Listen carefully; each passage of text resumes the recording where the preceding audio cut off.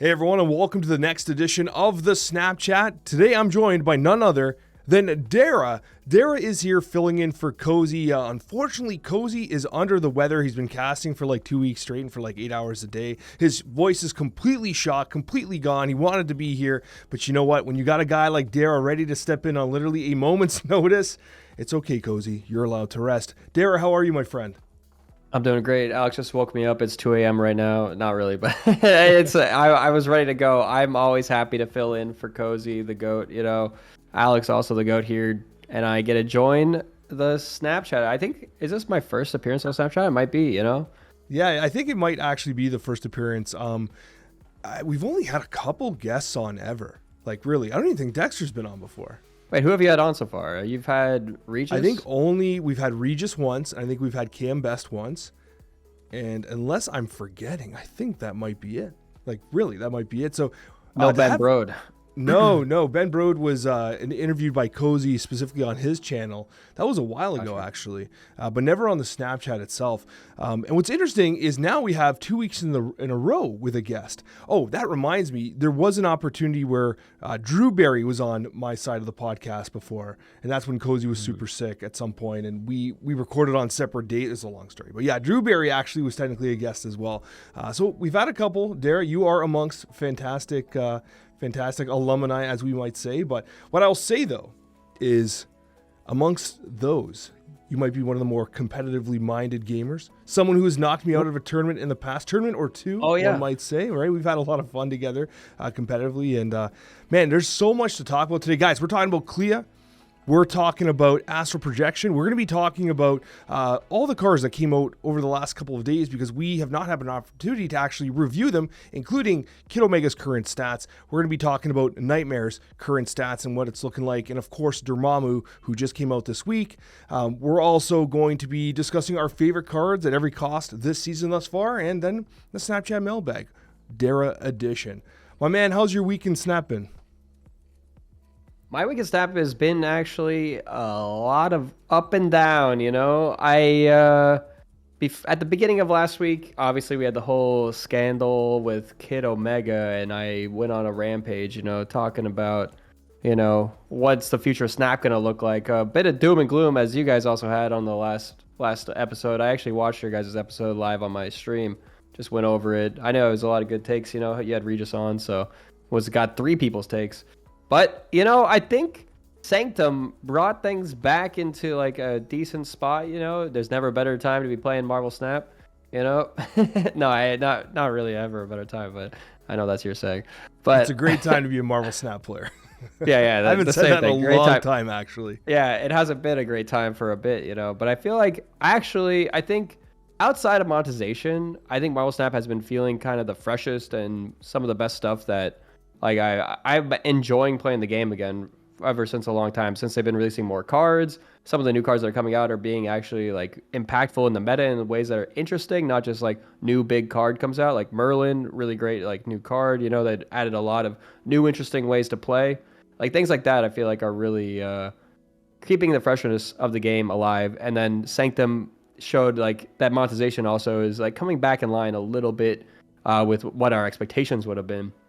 Where it took me like 3.5 hours to get the new card, Astral Projection. So that is much more reasonable than like Kid Omega was like grind for 12 hours a day for 9 days straight, and then you still have to pay $20 on top of that if you did that. So I mean, like that's not great, So this is a big change up.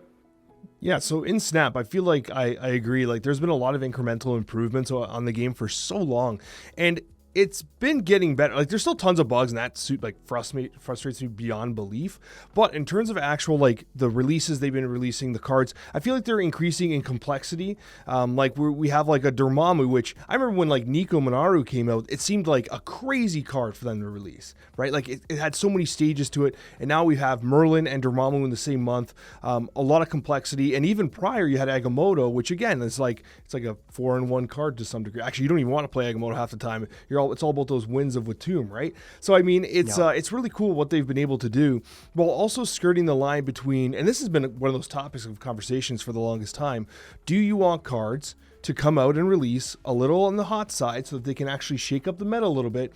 Or do you want them to be a little more, I don't want to say the word fair, but a little more balanced, and then ultimately not actually have an impact on the meta and then potentially get nerfed in the future? I'd actually be interested, before we dive into everything else, to hear your take on that, because that's something Cozy and I have discussed so many times. And for the record, I tend to lean on the side of I'd almost rather them be slightly on the hot end. Not like broken, but just maybe a little spicy for the meta shakeup. Yeah, I actually definitely agree with you. I think there's a lot of conspiracy theorists out there that think they kind of do it on purpose, that they dump them on the high end and they nerf it right afterwards to kind of take your money and then run, and move it on. I actually think, from outside of a money perspective, I think having it start on the high end actually does create like some shakeup in the meta, keep some freshness, and then maybe you tweak it in a little bit. You do purposely nerf it afterwards so that you can like make sure it's not too dominating the meta. Like if it came out too hot, like you do want it just hot enough that it spices things up, but not hot enough that it's literally the only card being played. I think that's the sweet spot. Is it's fun, it's powerful, but it's not dominant. No, I absolutely agree. And actually, for the record, over the last little while, we haven't had many like absolute breakout crazy banger cards. We've actually had a lot more duds, to be honest with you, in the Snap Pack release window. So that's pretty fascinating to see. Now, I'd be interested in your thoughts on the latest card coming to Marvel Snap, Dera, and that's Clea. Clea is a 1/2 that reads, when this permanently gains power, add Flames of Feltine to your hand. I don't know if that's how you're supposed to say. And this effect will happen both in hand and in play, notably not in deck, so rip Okoye. And for those briefly curious here, the Flames of the Feltine. Am I saying it right? I don't know, man. I never know how to pronounce things properly. Honestly, the dyslexia in me read that as flatline until you just said that, so. Okay. Well, at least I'm not the only one. And then, so this is a 1-mana skill with no power that reads, on reveal, afflict an enemy card here with -3 power. And that's a significant change. It was -2 power, I believe, in early data mines. And since the official announcement trailer, it got bumped up to -3. And this is really what you're after. And so, Dera, Cozy and I usually do star ratings on our podcast. To give you a bit of an insight, I went in at 4 stars on Clea. I was actually kind of excited about this card. I think it might actually be pretty good, considering that Second Dinner is beginning to lean into the skills more and more, and we'll talk about Astral Projection momentarily. Cozy was not so hot, coming in at 2.5, and then later said, okay, maybe I see 3.5. So Cozy gave a bit of a range there. So Dera, I'd be interested in your star rating on Clea. And my first take on it is I feel like it is going to lean a little bit lower, like maybe not 4 or 5, but I mean, like it could be cracked. I think of this as like a collector card, Nicholas Scratch card, it's like, it's only going to really be good with the other cards that are in a combo with like adding cards to your hand and then playing skills out, I think is like 2 of the things, like maybe you get some value off of the -3 that you're doing, but playing a 1/3 is strong. So 1/2 was unplayable. I think at that original data mine, that would have just been like a 1-star card, and they realized that, they buffed it up, So I think playing a 1/3, it's playable, but it's like there's sometimes better things you could use with your energy per turn. But I think it's gonna be. I want to lean towards like a 3.5, right now, somewhere around there, just because I don't think it'll be a dominant force, but I think it'll be definitely there'll be a deck out there that it'll fit into, and it'll be pretty strong, I think. I've been struggling with this card. Now, I'm excited for this card, and that's why I lean a little on the high side.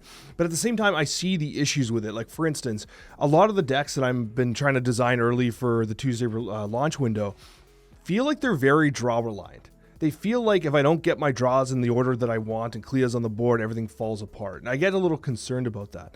And so that's number one.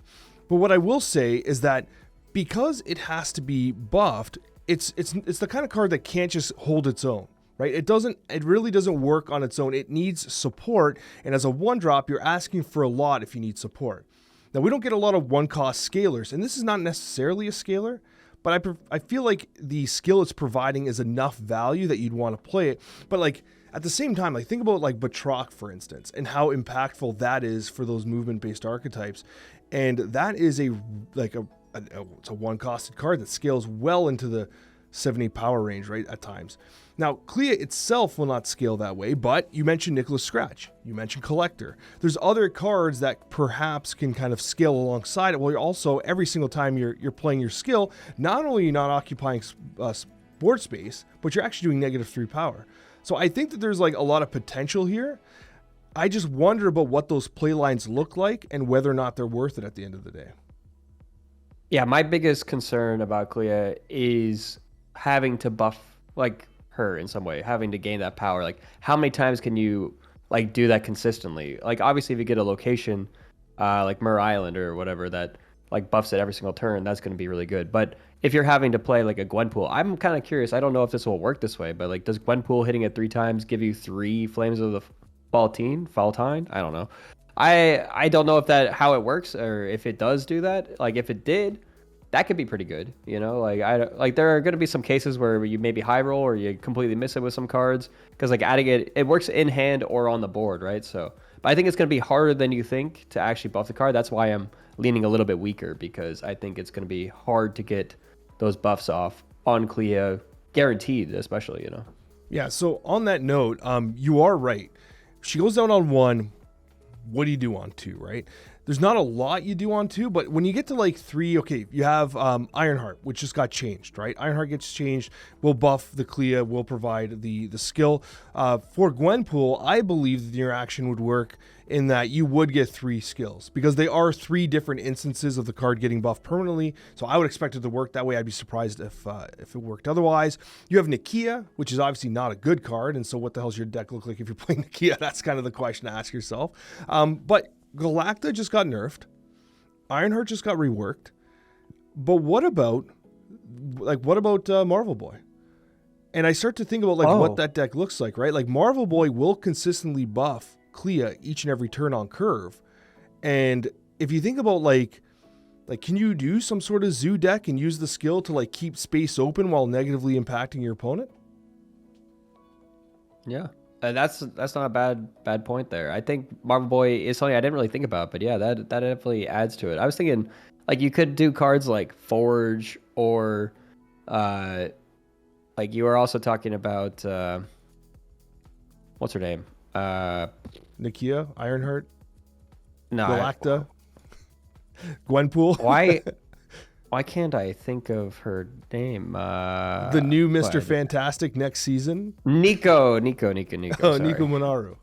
Like the one that gives +2. So it's just like, you know, like if you're just adding it before you play on the board, because you don't have to play Clea on 1. You could play her after some other stuff. Like, so you have some hand buff stuff going on, and then you have some play it out. Like Agony also, you know, I think that counts. Like, you play Agony, then you play Clea on top of Agony. True.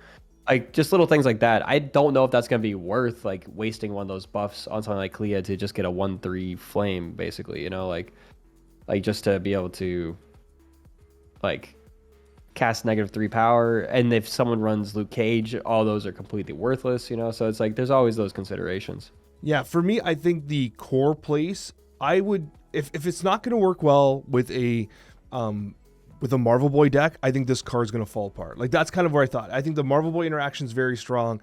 You mentioned Nicholas Scratch. He can be in there. That's what that deck looks like too. Because my concern is if you're holding Clea, okay, you play Gwenpool on 4 or 3 with a Zabu, and then you play Clea on 4 or 5. Like, what does your deck look like? What does your game plan look like? It's too late. She has to be on the board early. And so for that reason, I start to think about this. I start to think, okay, what types of cards want that -3 power to be applied, right? You have Diamondbacks, right? Diamondbacks can feast on that. But then, like, will this card go into a shell like Toxic with Ajax? I'm not convinced it would, because there's not many opportunities to buff the card to get the effect, right? There's like these hoops you have to jump through. However, I want to throw a card at you that I think has been completely forgotten about. It's one of the duds from prior seasons, which ironically I cope with more than I would. I even reviewed it negatively. And then as I played more and more of it, I've grown to love it a little bit. What are your thoughts on Kahori? Because Kahori could multi-proc this card, just like Gwenpool, except it's on the field of play. Yeah, you could fill up your hand with the flames, I feel like, with Kahori. That's kind of crazy. Like, if you only have Clea on the board or Clea on one other card, you could get like 5 flames in your hand, you know. So but what also, you're saying you is actually can't. Kohori You into can't do it. Frigga? And your Yeah, hand's actually, I full? just yeah, well, yeah. So part of the problem with this is it's kind of actually a little counter synergy there, just because Kahori requires cards in your hand to get more buffs, but you get cards from buffing, so you need your hand empty and full at the same time. So there is some problems there. The double-edged sword of Kohori gameplay. Damn. Yeah, It's very it does sound unfortunate. interesting though. Yeah, it does. It does. And like for that reason, it's like I start to wonder, like, okay, Nicholas scratches well. You're playing a lot of these skills out, and if he gets to 1-5, is that okay? Is that enough? 1-6, is that enough for Nicholas Scratch, or is he just not powered enough? I could see him getting a buff to additional power. I think 1-5 is fine, honestly. I think if you're a 1-5, I think that is premium stats for a 1-drop. So that's all you really need. So you need to be able to cast 3 skills for Nicholas Crash to be worth it as a 1-drop in your deck. I think I found I was regularly not getting up to 1-5 when I was playing decks currently that have skills. So I tried like a full skill deck, and Nicholas Scratch was just like not quite getting there, you know, like playing him out consistently and then being able to play 3 skills after him. I think if you play 3 or 4 skills though in a deck, I think this card will make Nicholas Scratch worth playing. This will put it over the line. Yeah, no, and I think Nicholas Scratch has been largely waiting for this card, to be honest with you, because it has not seen any play at all. And keep in mind, like, Merlin's in the game. So if you have, you have Clea, you got Merlin, all of a sudden you have all these skills coming to your hand. Nicholas Scratch, in theory, should be able to make some magic happen, because if you think about it, you got, turn 1 Clea, turn 2 Merlin, and then, turn 3 Marvel Boy. Marvel Boy's kind of, or even turn 3, you could even do something like a Shauna Marvel Boy. I don't know, man. There's options, right? You have a lot of options to actually do some legitimate stuff with the deck, but like sometimes you just jump through hoops and not putting enough power down. That becomes the question, right? And again, it feels very draw specific, right? Like if Nicholas Scratch is not on the board early, that's a card that effectively feels dead. Any closing thoughts on Clea before we move on to Astral Projection? I think we'll just have to see how it really, like, it's going to be a deck building challenge. I think is going to be what it's come down to. So whatever the deck comes out to be, with like whatever way you can utilize the skills. But I'm curious to see what other people come up with. I'll definitely try deck building day 1 with her and see what I come up with. But I'm holding out right now for giving it like a top tier rating. I think it'll be just okay to start. Is my take.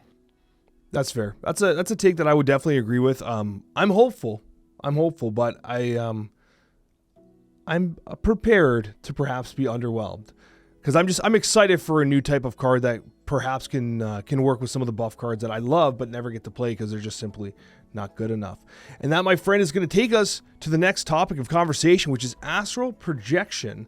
Astral Projection is the card available in the Sanctum Showdown event. It costs 2,000 Sanctum points. I don't know what they are, and it reads, on reveal, copy the text of an on reveal card in your hand. It is a 3-costed skill, and unique to other skills, it actually gets added to your deck. Now, Dera, before we recorded here, you did mention that you played a lot of this particular card already. I have not yet. I've actually not yet unlocked it. I've been kind of taking my time. So we have a bit of a different approach here, because I've not yet played the card. And so I'm going to give a preemptive rating of what I think it is. And now I want you to tell me how wrong I am. I'm coming in at approximately a 2-star rating. I think that this is likely not great, but I want you to tell me that I'm wrong. You're probably right, actually. Oh, disaster. Probably right on the money. I think it has a lot of potential, but it's going to take someone finding like the sweet spot for it. I feel like, again, like it is another deck building challenge, because you have the problem of it's adding 0 power to your board. So you're just getting an on reveal, since it's just copying on reveal. So you need a high power or a high cost on reveal for it to be worth playing out, like a Doctor Doom. I've been playing like in a Nomura deck with it.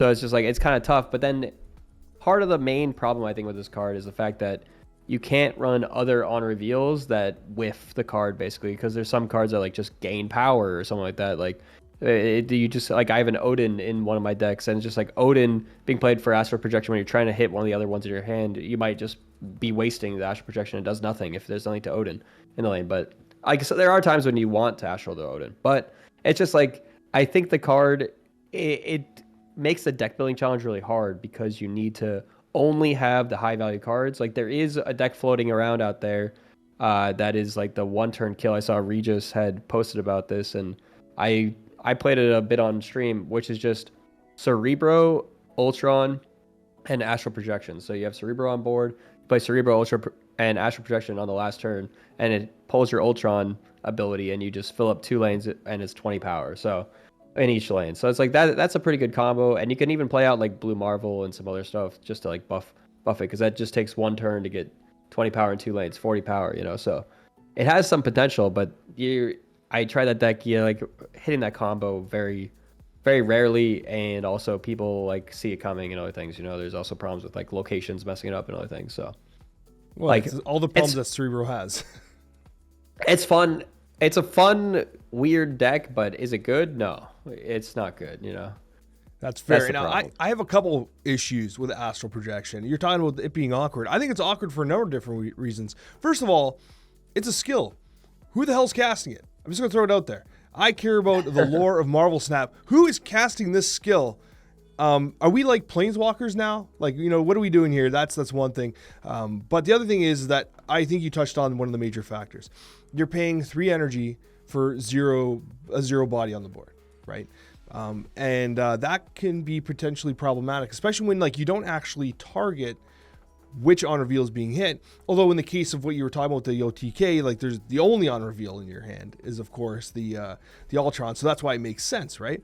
Now there are some cards where like I'm excited to test. And obviously Zola is a good example of this. Like Zola, you know, with Astral Projection, you might be able to sneak out a Zola play that's highly impactful. You don't care about the Zola power, but you might care about being able to cast a Zola effect for 3 energy. Another Spectrum, hear me out. Because if you have an ongoing deck, there's a good chance that Spectrum's going to be your only on reveal there. As a result, with this 3 energy, you could play like a speed, right? And Astral Projection, and then do the +2 across the board with the Spectrum effect. Now, obviously, Spectrum has a body attached to it. However, you're really after that +2 power. And so I'm curious about what your thoughts are on Spectrum. Is that maybe a spot that's being underexplored right now?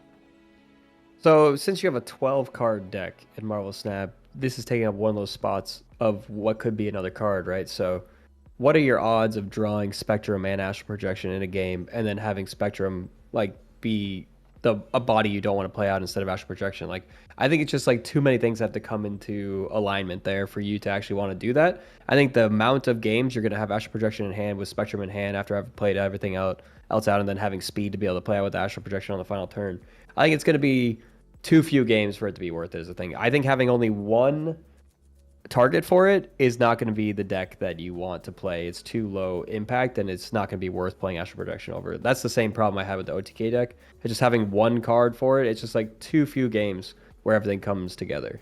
That's fair. I guess I have one more suggestion. Could Astral Projection be the Kang buff we've all been looking for?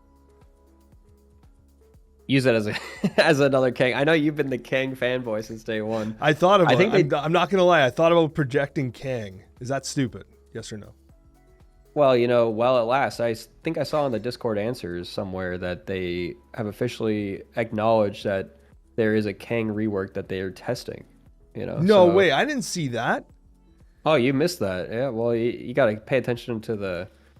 I don't want them to rework Kang. Google. I think Kang's broken as he is. People just haven't figured it out yet. You get to snap on turn 5, and then like they get scared. You know what I mean? I don't know. Okay, or turn Kang 6, sucks. you know.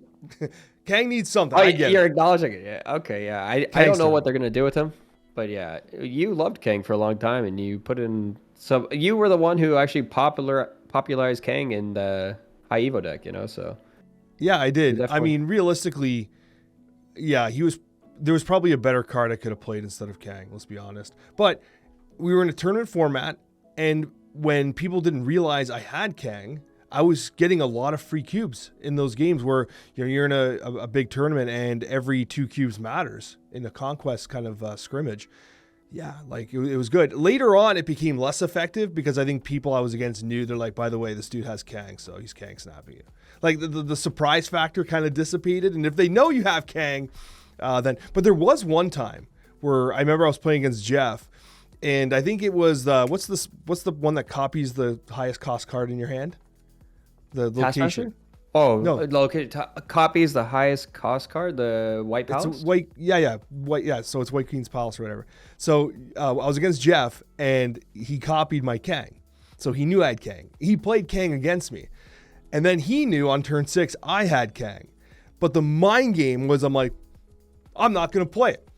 I'm not going to play. He's going to try to fake me out and play suboptimally, and I'm going to drop my chunks. And I did. And he actually tried to fake me out, like looking at the VODs and stuff. He tried to be like, all right, I'm going to do something to like trick Alex into his Kang play. And then I just didn't play. And he's like, you got to be kidding me. Right? That's genius. That's genius. That actually is such good Kang mind games. But I feel like that comes from like people knowing it's in your hand is like the only way that you can really play those mind games, you know? Yeah. I wonder if he always just drew a card, if that was enough of a buff, you know? I wonder about that. If he just always drew a card, because right now, if you top deck him on turn 5 and play him, you will draw a card. Yeah, people would just play it to play it then. Like it would just be in like most decks because it's just a deck thinner at that point. So I don't think that would be I personally want to put that as like what you should do with Kang because it'd be a free card draw essentially. I see. Dera, the #1 crystal supporter out here.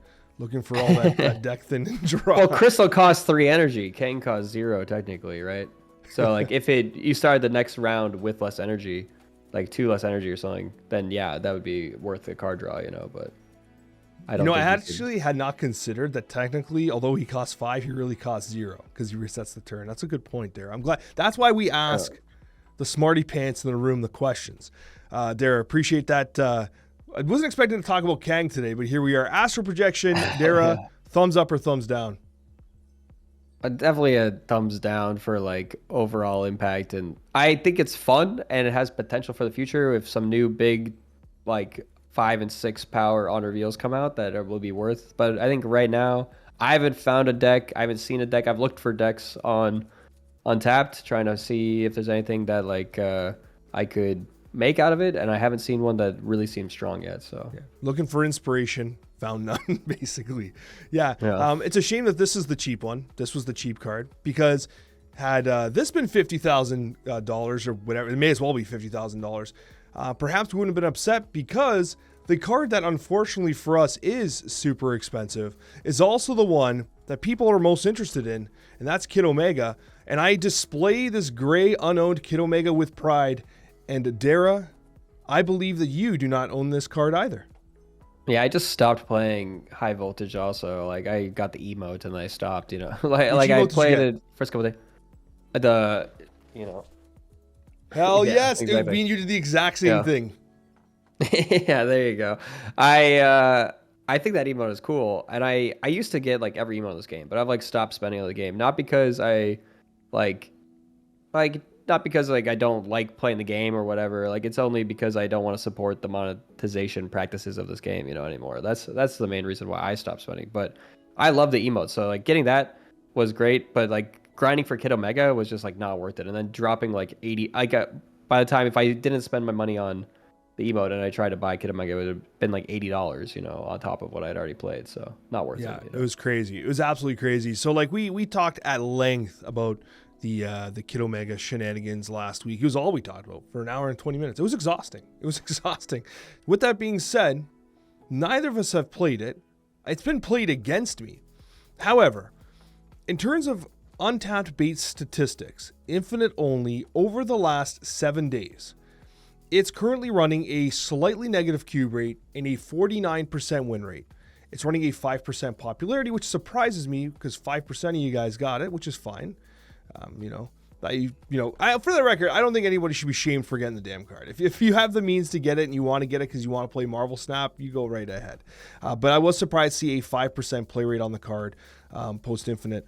The top performing deck, and I'll throw it up on the screen here, is a 52% win rate deck with 1,000 games on it. It is the Nimrod Black Panther Elixir deck that I think is probably the spot where most people were looking forward to playing it. Regardless of that, Dera, what are your thoughts thus far on Kid Omega? Whether it's the monetization, whether it's the gameplay itself, its win rate, what do you think of Kid Omega?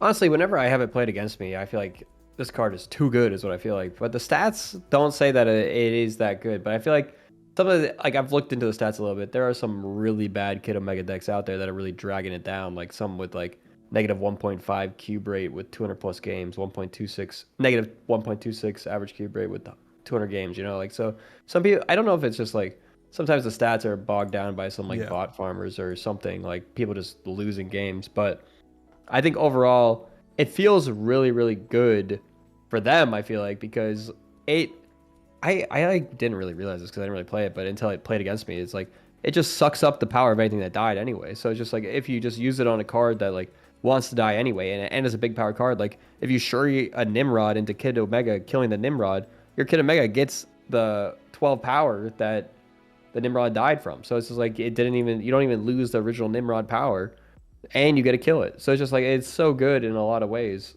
that I feel like it's gonna be a good card. You know, I think if used correctly, and I think it just a lot of people probably aren't using it correctly if bringing the stats down. I absolutely agree. And to be honest with you, you touch on a good point statistically. Now, in the olden days of Marvel Snap, where we had much larger data sets earlier on, surprise, surprise, guys, less Infinite games of Marvel Snap are being played, seems like week by week. And so we have like these stat pools, which are very small. And when you have statistically a small sample size, I mean, you're a numbers guy, you're an analyst, right? So you understand exactly where I'm going with this. You have a small sample size, more chances for weird deviation, right? So that's why I always look at the overall aggregate stats, but also what's the best performing deck right now, and just focus more on that, right? So that Nimrod deck is running currently a 52% win rate. Now, I'm not going to quote the person because we're not supposed to quote the creator Discord stuff, but I do know that someone in the know at Second Dinner did make a comment regarding the internal win rate statistics of Kid Omega. They didn't give us anything detailed or specific because they said they don't like to do that, but they said a comparable card to Kid Omega win rate wise is something along the lines of like a Gwenpool. It's doing well, but it's not crushing the way people might think it is, but it's definitely a good card, and it's not running a 48% win rate in their internal statistics for sure. But they use Gwenpool as a comparative example. Dera, you seem shocked? Well, Gwenpool is one of the most cracked cards in Marvel Snap, so I feel like Gwenpool, it means that the card is actually cracked, you know? Like, Gwenpool has been in, like, all the top decks for the last, like, couple months, so I feel like if they're compared to Gwenpool, I didn't hear this, but they're compared to Gwenpool, I'm like, this is definitely a card that you're going to want to pick up, and that's the fact that it's going to be locked for another, like, 2-3 weeks, you know, it kind of sucks. Yeah, I suppose so. I don't think Gwenpool's cracked for what it's worth. Like, when I think cracked, I think like original Loki is cracked. I think original Surtur was cracked. Gwenpool's just very good. I don't think it's cracked though. Well, when I say cracked, I mean like it is one of the most solid cards in the game. It's not cracked like it's busted. It's cracked as in like you're putting it. It's so flexible and usable in like in any good stuff list, you know. And everyone seems to be throwing it into a lot of lists. Like it made it into a bunch of stuff, and it was in most of the top decks for a while, you know. So that's why I just think Gwenpool is a very solid card. I shouldn't use the word cracked because cracked should be reserved, like you said, for original Loki kind of stuff. But yeah, that's what I would think my mindset was. I agree 100%. Like if a 4-cost card elevates Silver Surfer to another level, that tells you enough about how good the card is, right? So like Gwenpool, Galacta, they cut Sarah from Silver Surfer. Like it was just like those cards were so good just to play and then just generate so much running value with. Like you didn't even Sarah. I still like the Sarah versions better, but anyways. So Dera, overall, Kid Omega. Don't read into the stats right now. You do think this card's cracked. With that being said, though, definitely keep an eye for when it comes into these snap packs. And it's I think mid-July it should be hitting the snap packs, right? As a Series 5. Yeah, Series 5 mid-July. So it'll be like an extra card gets released that week, you know? Since it's technically going to be released alongside, I think, another card anyway. Yeah, and that's exactly when I will get it. And it's a shame because I actually love Nimrod's one of my favorite archetypes. It wasn't long ago that Cozy and I did our favorite of the month type thing, and I brought up like Nimrod, Shuri, Symbiote Spider-Man, like those types of decks. I absolutely love them. So I actually literally can't wait to play the card. This was a card that I was so excited for. It's a damn shame with everything else that happened alongside it.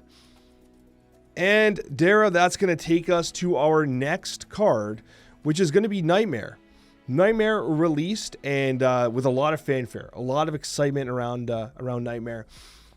Now, I'm going to give you a little bit of context here, because I'm not sure if you're a weekly listener to the Snapchat, but Nightmare was a fierce topic of discussion between Cozy and I, because I came in thinking that this card was going to underperform competitively, despite the fact that it has a phenomenal effect. Cozy thought I was absolutely out of my mind. Cozy came in at 4.5 stars. I came in at 2 stars. Wow. So very, very different from one another. We don't often deviate this far, but first of all, we do it kind of for we kind of dig our heels in for content, because it's fun to know at the end of the season who's right, who's wrong, to eat a little bit of crow, as they like to say. But I'd be interested in hearing your thoughts, having been able to play Nightmare. What do you think of Nightmare so far, and who preemptively do you think might be right, Cozy or me? Well, I've played Nightmare, and preemptively I was on Cozy's side. Postemptively, I'm still on Cozy's side. I think I thought this card would be cracked, and I think it is. It is borderline cracked. Like, it is slightly worse, I think, than I thought it would be, and only ever so slightly. So I don't think it's full cracked, but it's it's probably a 4-star. Maybe not a 4.5. So for what it's worth, I came in low, right? And the moment I started playing the card, I loved it. I gave it a glowing review. I said couldn't be happier to be wrong. Because the way it works is okay, there's different mindsets to analyzing. First of all, analyzing cards in advance, way harder than people think it is to try to be, accurate with, because it's hard. Cards don't exist in a vacuum. And so when I go into it thinking, okay, I gave Nightmare 2 stars, I'm not like I want to make this card fail. I want to be right no, I want to be wrong. I want to be the one that produces the 5-star Nightmare deck. You know what I mean? And so I developed a deck, tried to work with some stuff, and I loved the card. Loved it. I had so much fun. And I think for me, it's when I Giganto Galactus someone that I realized I loved it. And then I really knew I loved it when someone played Giganto Galactus on me later on. Okay, yeah. So It was just, I can't tell you how much I love this card. It is such a phenomenal card, beautifully well designed, perfect with Merlin too. Perfect with, because you just polymorph this, man. You just polymorph it. And you even have, I was going to say you have a Nihilist making a comeback, but you can't play them together unless you top deck a Nihilist. But honestly, I love this card so much. I literally love this card so much. And so I'm glad that you had a positive experience with it, because I did too. Untapped win rates don't look good post Infinite last 7 days, but I wouldn't pay attention to that right now. The top performing shell is the Sauron shell, is a Sauron base shell. That's running approximately 53% win rate over 410 games. I'll throw it up on the screen here so you guys can take a look. But overall, I love the card. Yeah, I liken Nightmare to Pixie. I think it has a similar kind of output and potential of it. It really, you can get some really powerful stuff to go off on it. You can also get some really bad outcomes where it just completely messes you up, So me, I really like the card and the potential it has, but I feel like Ben Brode, I must have done something to him in another life, because I can't for the life of me get good outcomes consistently with these kind of cards like Pixie or Nightmare, where I feel like I'm getting Infinite on my Giganto, I'm not getting Galactus, so that just seems to be a problem that is unique to me. But I do like the card. I think it's fun. I think cards like this are just fun, that they have some really big potential to have some really cool things happen. But like I said, it's inconsistent. So it's one of those ones that there are going to be games where you just have to know to get out because you got a bad Nightmare, or some games where you just snap it up because you got the Galactus, And with that being said, let me be very clear. There's a chance that competitively and win rate wise, cube rate wise, that this card actually does not perform compared to some of the other ones. It might not be the meta shaker that some people expected. But when I tell you I loved playing this, you have to have it in your collection. It provides you such a unique gameplay experience. And I think the major difference though, and I'm going to call you out, Dera, here, because I played so much Pixie this month. I don't want to spoil my favorite 2 costs of the month, because it's literally Pixie. But I played so much Pixie this month. The difference between Nightmare and Pixie is Pixie has a backup high 5 in Triple M. Mobius and Mobius really prevents you from getting those really negative, unless it gets turned into a 6 cost, obviously. But Mobius and Mobius provides you with some of that mitigation from the downside risk, whereas Nightmare has none of that. So Pixie at least has Mobius, whereas Nightmare is like, nah, that's just a Infinite now. Like, get wrecked. You know what I mean? Yeah, that's why I think some of the best Nightmare decks aren't actually running 6 drops, is one thing that I've seen. Like, I've seen some Nightmare decks that, like, there's one that was running around there that's a Misery Nightmare deck that the highest cost card is your Red Skull. So you're just, you have, like, the Hood and Merlin, you know, but you're not running Infinite Giganto, which a lot of them are running. I think there is some potential out there for just, like, some ways to play Nightmare that lowers the risk, I think, of playing it out. So Dera wouldn't have known this, guys, but in post-production, I literally put that deck on the screen when I mentioned the 53% win rate deck. So Dera's on top of it, man. Dera's on the ball. Literally called out that deck, the exact one we were talking about. So is that one 53%? Yeah, that's what I was seeing when I took the screenshot moments before we started recording. Last 7 days, ranks 100, pool 3+. Okay. You're seeing something different? Oh, I'm looking at latest patch. Yeah, so that's the only difference. Yeah, I was using last 7 days. But anyways. Gotcha. Again, statistics, it's so funny how that works, eh? Like, you could really, like, the way you adjust the numbers and, like, the scope and the filters can really change the messaging around certain statistics. I went for the last 7 days because I wanted a greater sample size, and I felt that this particular deck, outside of the buff to Misery, which would have made it better, was not necessarily impacted by the OTA. Although the meta shifts, of course, I figured that it was fair to use the last 7 days for the larger sample size. Specifically because latest patch with the Misery is why I was looking at just like the latest little bit here because of the 4/9. So it actually did have a pretty sizable win rate buff since then. So that's just why. What numbers are you seeing now? Oh, it's 59% win right now. 59. But that's only with 130 games. So it's like less. It doesn't quite have the sample size you'd like to see, but you know, I so feel mine like was 53 at 410. Yeah, that's a lot more games. Yeah. Number is bigger. The sample size always makes a big difference. And I actually always love too when a deck's doing really, really good and I like covered in a video or I put it in my lists or something like that, and it sees a lot more play, and then the win rate tanks because everyone's playing it and learning how to play it and stuff like that. That's always funny too. That's going to take us to our next card. This one here was probably the most anticipated of them all. I mean, Nightmare was a huge card, but Dormammu is on a completely different level here because talk about excitement. There's so much to discuss about this card. It's a 7-Eleven, and I made a comment about the hot dogs already. I'm not going to do it again. I love 7-Eleven hot dogs. On game start, begin summoning ritual, which adds step 1 to your hand. The summoning ritual has on reveal, merge your highest power destroyed card with Dormammu to continue. This costs 0. It's all glitchy, you can't really see. The summoning portal then comes into your hand as stage 2, which on reveal, Dormammu steals 1 power from each card here to continue, both your opponent and your cards, of course.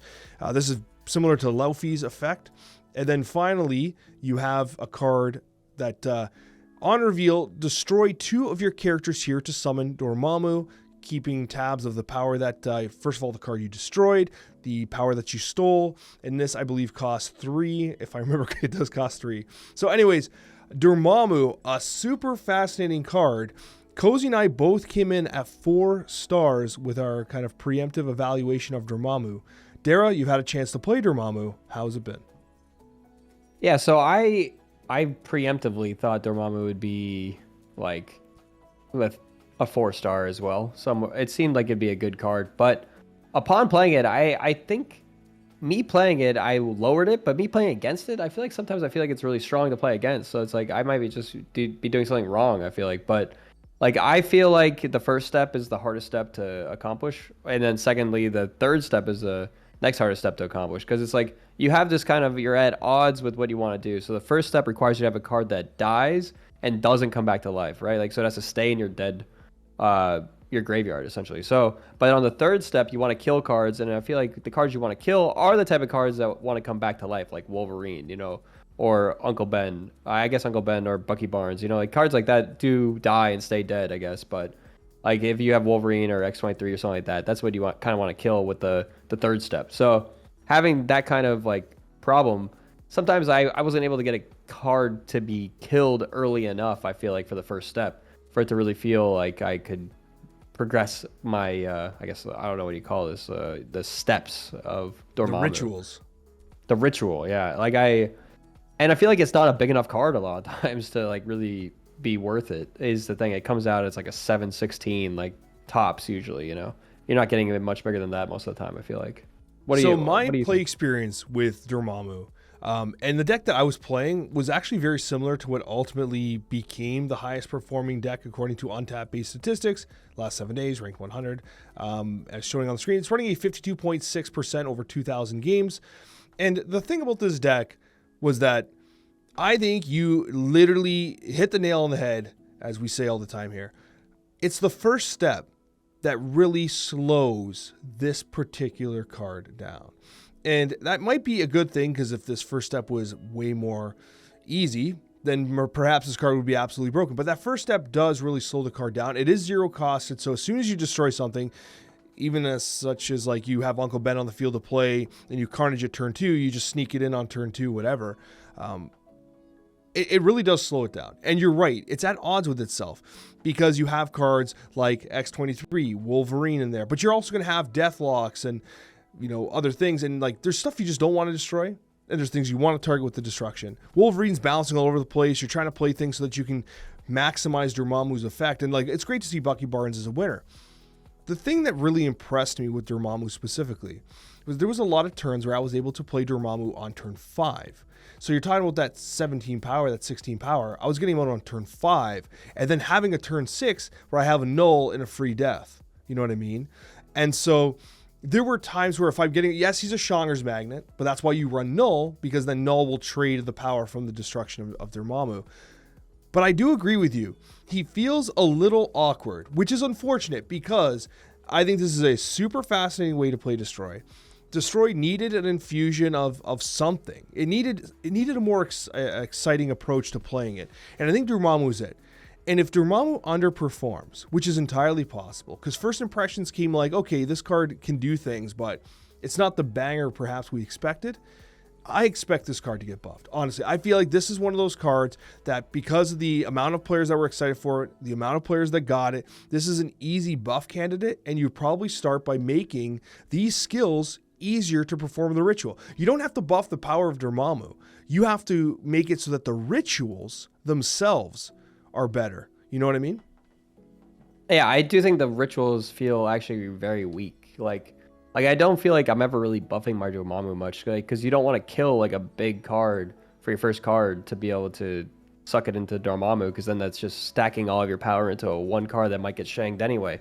So it's like, I feel like that's like a weakness there. And then there's also the weakness in like the second one that's just sucking one power away from every card and then adding it to Dormammu. That also just feels like it's really not adding much most of the time to Dormammu. And it just like, I feel like it doesn't really feel like I feel like the third step adds 0 to Dormammu. It just summons it, right? So it's just like, you're really not getting a much bigger card, but you are summoning it, right, for 3 energy on the third step. So it's like, you're not really spending too much. Like what is it? You spend 4 energy total over the course of all this, but it still is killing some stuff along the way. So it's like, it is a lot of power for 4 energy, but it's over 3 turns plus, you know, because you have to kill the card too. But it's the hoops you're jumping through. It's a lot of hoops. I think buff candidates, I think Dormammu might be in a solid place, you know, where I don't think it necessarily needs to be buffed. I've played against it a few times where I feel like it feels really strong, but that might also have been because I was playing some Copium decks, that like Astral Projection decks, and maybe that's why Dormammu felt kind of overpowered, because I was like playing some decks that aren't really the best, but you know, it felt, I never really think it's overpowered, but I think it might be a card that's kind of a little bit replaceable right now for something else in Destroy decks. I felt like the strongest place that I found Dormammu was one that didn't really show up on Untapped as like a very played deck, but kind of strong, is a Thanos version of it. I think that might be a place where it really shines, because like you said, the best case scenario that you have is like having that free death on the last turn. So like, I think Thanos is a deck that you're much more likely to be able to get that free death out by killing a lot of your 1-drops earlier and killmongering stuff. It's funny you say that, because in my testing, I actually played an extensive amount of Thanos, and I did like it. And the thing about Thanos was that it was very natural to just destroy things, but you weren't getting the power swings of like, oh, I destroyed Wolverine and Bucky Barnes. You know what I mean? Which is huge, and that you create a tremendous amount of value. Like Bucky Barnes is a great thing to destroy.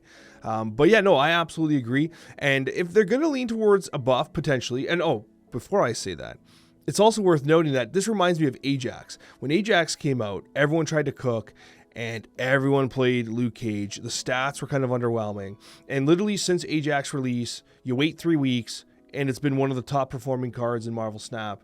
Like very consistently, excellent win rates. Toxic's been fantastic. It has the Valve in Luke Cage, but in Dormammu's case, I was playing against so many other Dormammu players. Deaths were coming out for free all over the place. Nulls were disproportionately high. They were killmongering my stuff before I was Dormammuing it. So like there was a lot of weirdness.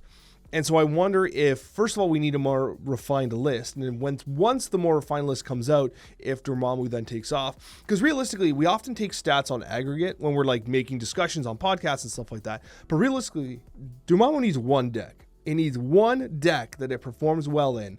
And then there you have something that's special. But if they're going to approach it from a buff perspective, Dera, I have a suggestion. What if Dormammu the card can't be drawn? What if it doesn't actually go in the deck? What if you just have the rituals? So then you can't top deck it and be like, well, crap, what do I do with it now?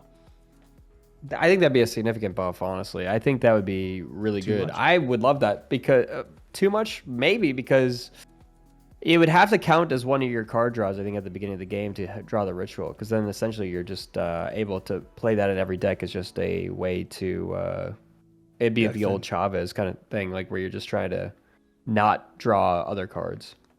And that, my friend, is why I'm not a game designer. And that's going to take us to our favorites at every cost this season.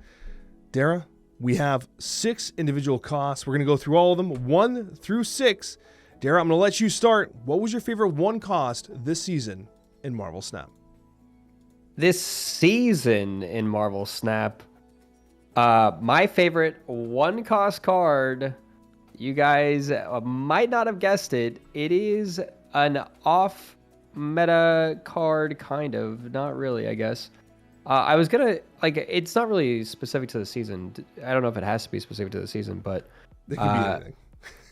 yeah, it's just I was gonna say Titania, just because I haven't really been on this podcast before, but Titania is just a card that like I feel like is really undervalued and underrated, and people use it in obviously Clog, but it's just something that like it creates some of the like most interesting plays I think in the game for 1 cost cards, because of how you have to perfectly predict like how many cards are being played out in different ways to pop it to the correct side. And if you get like 2 Titanias going, it gets like really complicated and crazy, like because you obviously want to clog them and then you want to take it back on like the final turn with the Titania, and that's like the whole purpose behind the card. But it's just like one of those cards that I feel like it uses a lot of brain power. I feel like a lot of just like figuring out what you're going to do with it. And I think it's not used enough. I think a lot of people think it's bad because they use it poorly. And I think it's just because it's such a high skill cap card. If someone plays Titania against me, I just retreat. I'm like, no, I'm not playing this. Yeah. I'm just joking. I don't do that. But I mean, the classic Titanian to Green Goblin combo is one of my absolute favorites. I love that. Just love it. And you're right. It's free real estate. You play anything there. And she just pops back, wins the location, right? It definitely is a card that I would never have expected to come up as your favorite of the season. Much like I don't think you're going to expect this. My number 1 of this season is Ebony Maw. And I actually almost went with that. Really? Yeah. No way. And for the reason why, first of all, we got some support with it with Nightmare. Obviously, Nightmare really likes Ebony Maw. But with the Sauron change and all those types of things happening, Ebony Maw represents a really well-designed card. Very high risk, very high reward, a lot of synergy with things like Nightmare and Sauron and stuff like that. You want that 1/7, can be killmongered, but you don't want to just slap it down on turn 1, 2, or 3, because if you lock that location down, you might find yourself in trouble unless you have a means to access it. I think it's just a brilliantly well-designed card that does not get enough love. I agree. I really like the design of it just because you could even throw it behind like things like Invisible Woman and other things like that, allowing you to continue to play on the location. A lot of people don't utilize that, I feel like. But like you said, Nightmare, a really good card to be able to play out with this card. But I almost chose this like because I have been playing it in some decks where I'm just slapping it down on turn 1, 2, or 3 because of like all the different cards I have that allow me to access that lane. I was trying to put it into an Astral Projection deck actually that ran like Namoran, White Tiger, and I was just like, what is a one cost card that's just the biggest thing? So I actually have it currently in my Astral Projection deck to just slap down.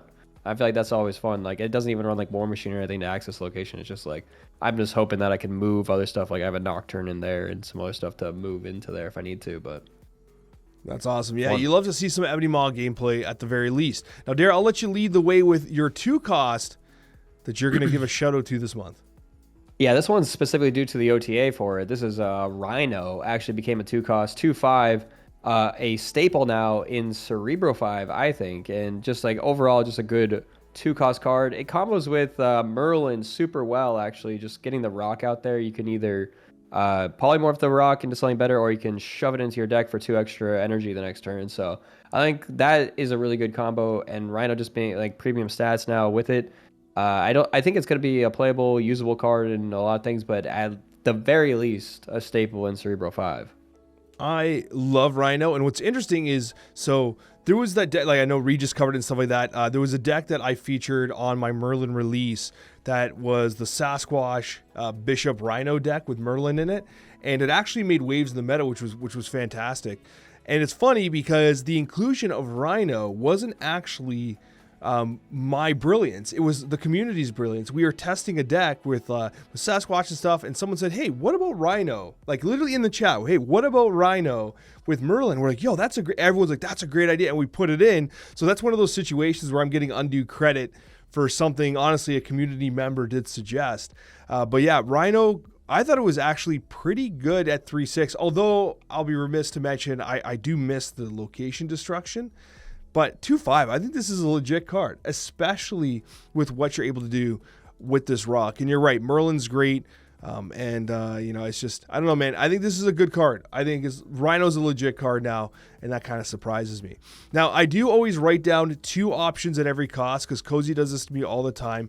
You did snipe my 2 of the month. Well, we did bring it up earlier in that it was Pixie, which I always make fun of Cozy because he can't find stuff. But Pixie was my 2 cost of the month, even though I still think this card should be a 1 cost if we want it to be actually good.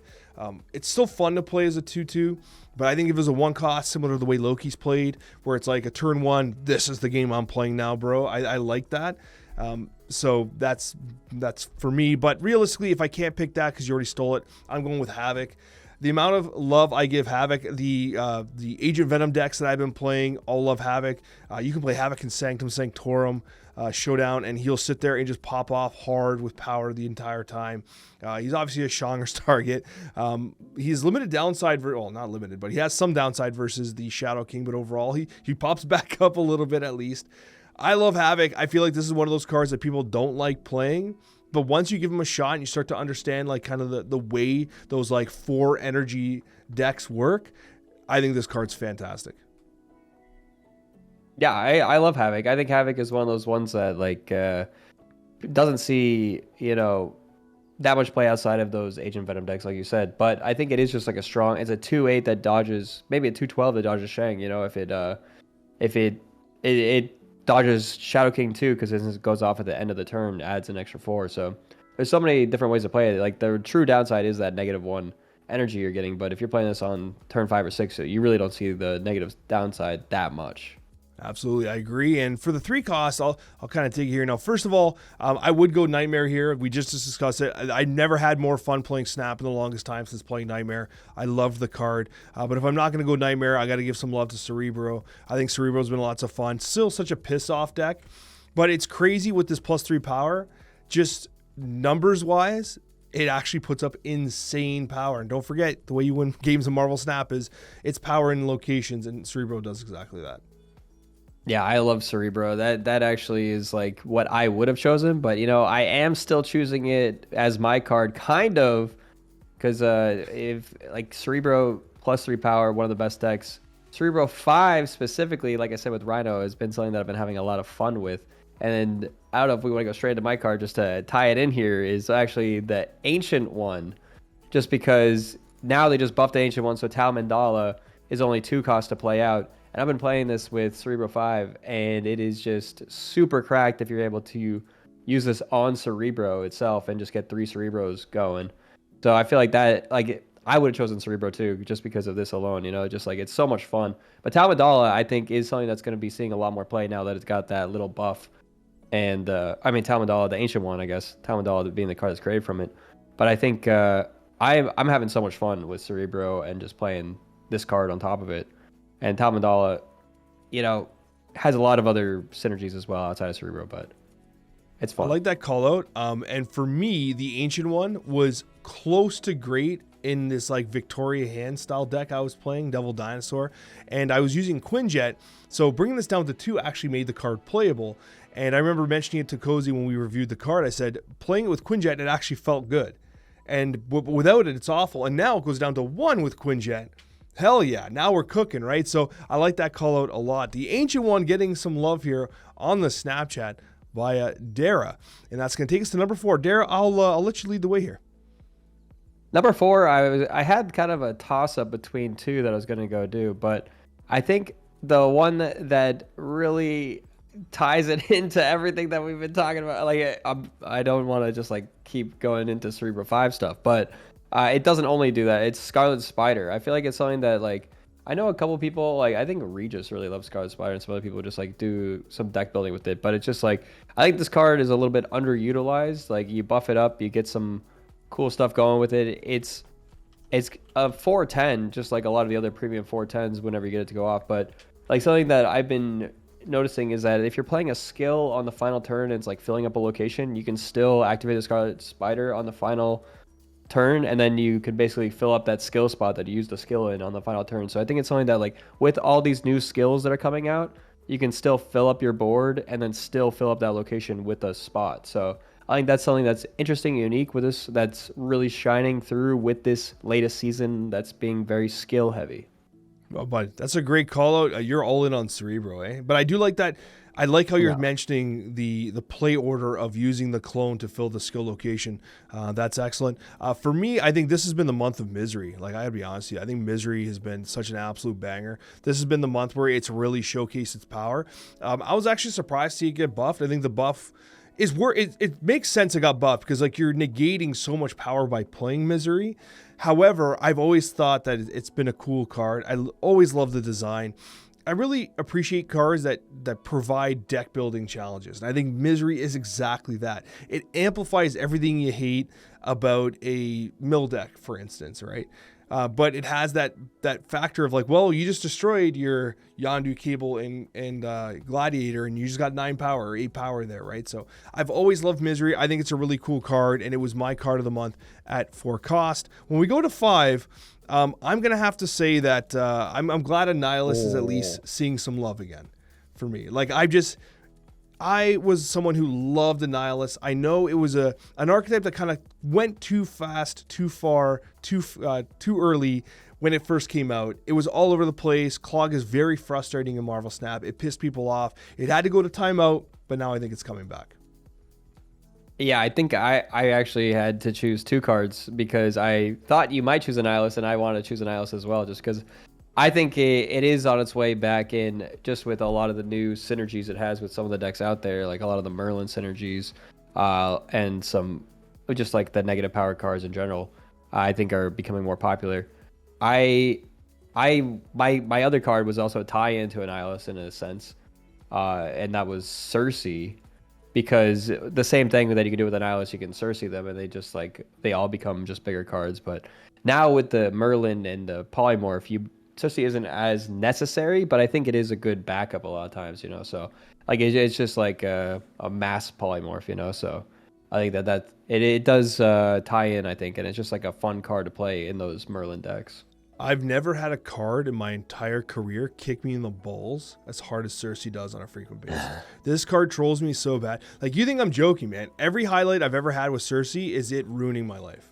Like, every single highlight is it completely ruining everything, despite the fact that I cannot help myself and get these beautiful variants. Some variants lately have been cooking. Like, this is not a Creative House Pocket one, but like some of these variants right now are actually popping off, and I always love this Cersei one. But yeah, Cersei is honestly, I don't know if I can play anymore, man. It's borderline morph. I understand it's like a mass polymorph, but this card, it hates me.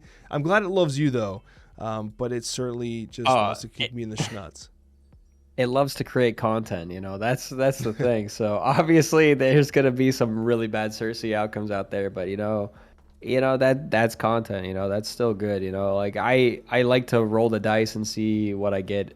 You know, and I think it's the same as Nightmare. You know, sometimes you're just gonna get really bad things. At least Cersei, you know, when you're rolling the dice, it's just all on your board already, and it's going crazy sometimes. Dera, who's your number 6? Is what you pulled up? Is that your number 6? No, I just wanted to pick something silly. I was like, that's a crazy number 6, but I think this month, you could do 7 cost cards, you know, because yeah, of course, Dormammu, 6 and above. But that's why I just want to like Dormammu. I think would have been like a 6 cost card I would choose, but it doesn't really count, I guess, unless we're choosing. If we are doing 6 and above, you know, I would choose Dormammu. Just because I think that is just like you said, it's just like such a cool, unique kind of card with like the steps to summon it and everything. So it is, since coming out, it's only been a week, right? So it hasn't been long. So, but I think since coming out, it seems pretty strong enough that like I've seen it a lot. You know, maybe it's just because it's the first week, but I think it's been kind of a staple of the last week for sure.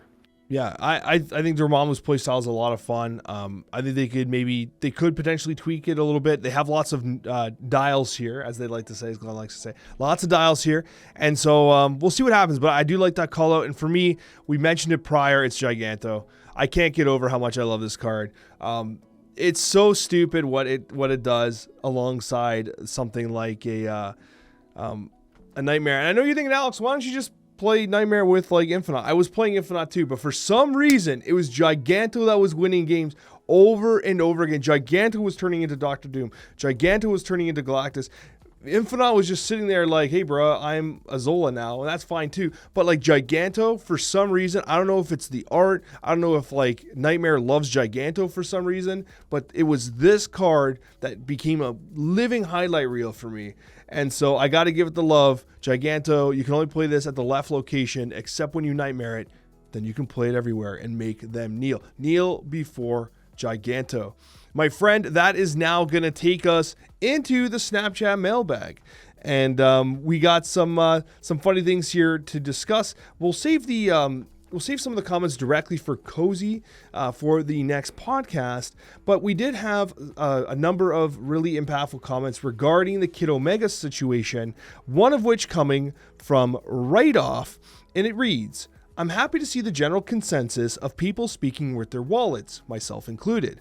I didn't mind paying for the season pass, the gold pass, but since the greed got cranked up to 11 with FOMO tactics, too many cards getting released to entice collection complete players to spend, new cards getting nerfed almost immediately, and season pass premium.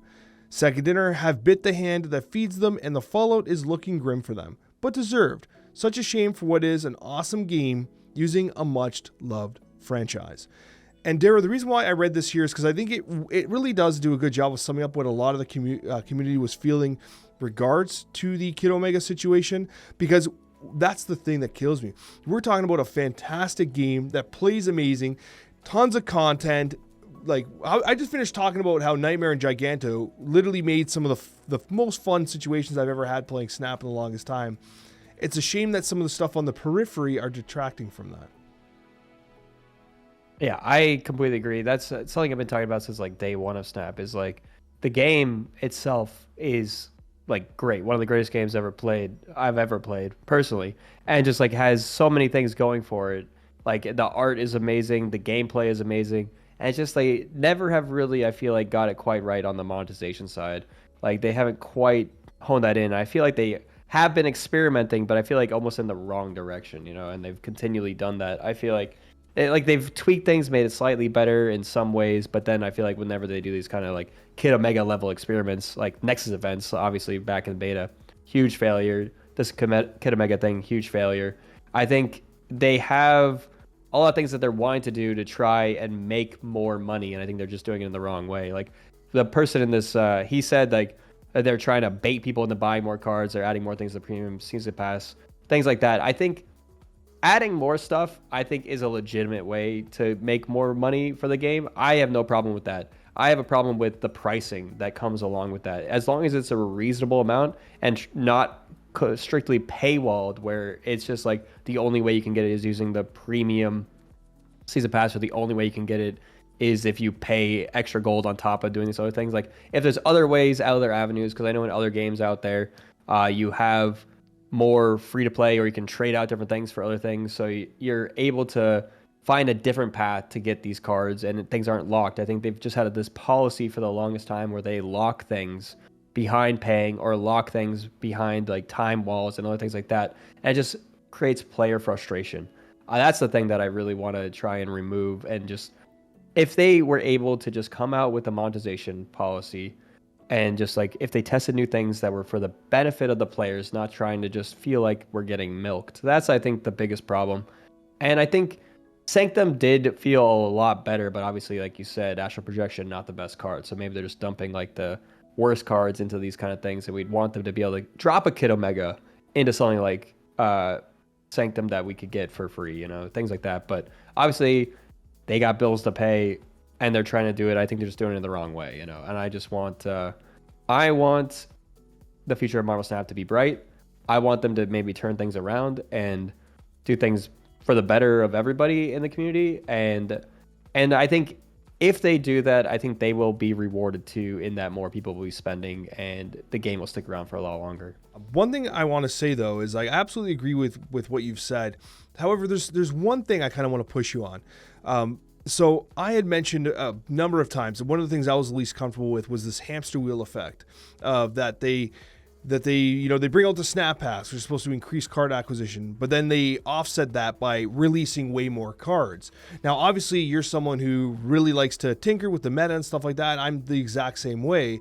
But do you think that hamster wheel effect of basically like, hey, like, oh, you can get more cards maybe with the Snap Packs, but also now we're inundating you with cards. Do you think that there is a very there's like a fine edge. There's a balancing act that has to be kind of figured out in order to not alienate the free-to-play players, in which like they're just forever not going to be collection complete and just chasing cards as they continue just to fall from the sky.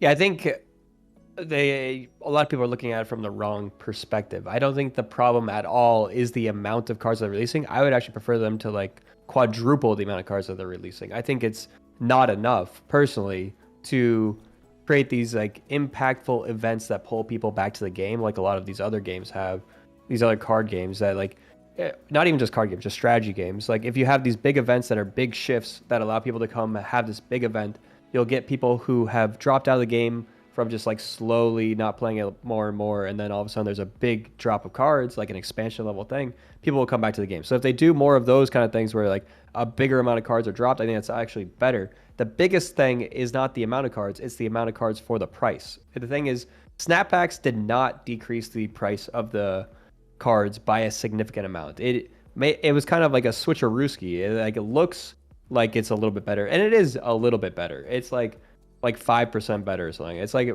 barely better in the amount, and it's actually worse in the like collection complete amount, like you said, with more cards coming out. It's because it didn't really decrease the price enough to adequately release enough have the card release be more frequent. That was the main problem. They still need to bring the price down further for more cards to be released in a way that is good for the players, so that you can still keep up with the game and pay a reasonable amount. I just don't think that they have the pay a reasonable amount per card thing down yet. I think that's what they need to really focus on. Yeah, this is really cool. I don't mean to just stick to this question and interrogate you for to say that, but your opinion is kind of divergent from what I've said in the past, and I think this is really interesting. So you're saying that one thing that could be healthy for Snap overall in terms of like player acquisition, retaining players, is having larger, more impactful meta shakeups, right? More cards coming in, therefore more exciting things happening, more decks coming, even if that means that there are more cards to acquire and more resources to spend. Your argument is not that, oh, the cards are not the problem. It's that we don't have the means to acquire the cards effectively. The individual cost basis of each card is simply too high. We actually should want more cards. We just need them to be cheaper so that you can actually access the cards. And so it's like the hamster wheel. We want the hamster wheel. We just want the hamster wheel to slow down a little bit. You know what I mean? We need to be able to run faster alongside it. Is that pretty much what you're saying? Yeah, exactly. I think that people want to not just be playing the same exact game for, unless you're talking about chess, you know, like the same exact game forever, you know, they, especially with the game like this that has like that RNG kind of build up, like you want the game to feel fresh. And I feel like on single card releases, it didn't feel that fresh. And since they've increased the amount of cards, the actual gameplay and the freshness and like each release feels so much better, I think. And I think that could only be increased and feel better the more they do that and the more they release. And I think the thing that doesn't feel good is the price you're paying for these. Like, I've paid too much money for this game. And I think that I would prefer if we were able to just, like, I think they are pretty generous with the free-to-play players. That is one thing I think they've hit a pretty good mark on. It's the fact that once you try and spend $1 on this game, it feels really bad. Like, you're not really getting much further. You play for months and months and months, and you want to spend like $10, $20 on the game, you get like nothing pretty much for that price. You get like not even one card. You spend $50, you get one card. You spend $100, you get two cards. You know, it's like you're really not getting too much when you spend money. They kind of like force you to have to play the game to acquire the cards, and then spending gets you just barely anywhere else. The only real value you get is from the season pass, where you get like the card for $10. That's like the best value you can get. And I don't really see, I think that should be the baseline of like what cards should be priced at the very most, especially because it's a 12 card deck, so cards are gonna be worth more than other card games that have like 30 card decks. But I do think that you need to have it be brought down from like the $50 price point for a premium card, for a Series 5 card. And then also I think they need to take away the whole thing where they lock the better cards for longer behind Series 5 paywalls. That's just another thing that's just like holding us back from not being a pay to win game. And I think that they're just gone all in on making it pay to win. Yeah. Okay. I love what you said there. And I do appreciate, like, the audience might not realize this, but you do come from a game developer pedigree. Like, you literally worked on Hearthstone. Like, I mean, like, you were a part of that team, and so a lot of people might not realize that. I actually take your opinion on these matters very seriously, and I appreciate that, because it's like, I don't know, man. It's very hard to get insight like that, especially when it can be so easy to get lost in the sauce and the negativity sometimes. And finally, we're going to close the Snapchat here, the Dera edition of the Snapchat, with this comment from Doa Rave, I just laughed at when I read it. We need more deck spots specifically. So the amount of comments every week we get about people demanding more deck slots. Dera, do you want more deck slots?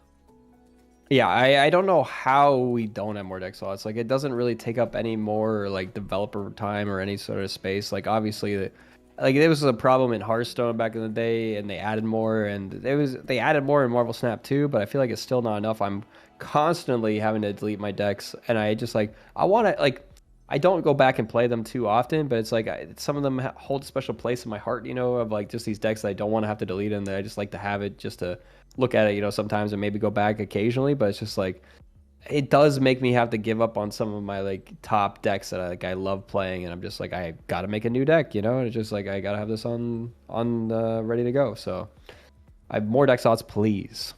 Yeah, for me, I always try to have like a Phoenix Force deck available and an Evo deck available, and then I build around everything else. I would love more deck slots. I don't know why we haven't gotten it.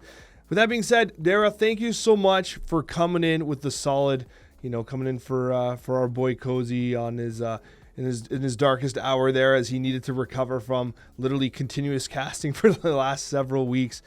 Dera, you bring a very interesting and unique perspective in the Marvel Snap world, given your pedigree as someone who's worked in card games in the past, worked with data as an analyst. I think that your takes are often the hottest, the spiciest, the most accurate, and the ones worth listening to. So thank you so much for joining us here, guys. And if you have not somehow discovered Dera's stream on Twitch TV, which I don't know how you've not found it. I'll be linking it down below. It's a place where I often lurk to see what's cooking in the Marvel Snap world, and I would strongly suggest it. Thanks so much for coming, guys, and we'll see you on that next one.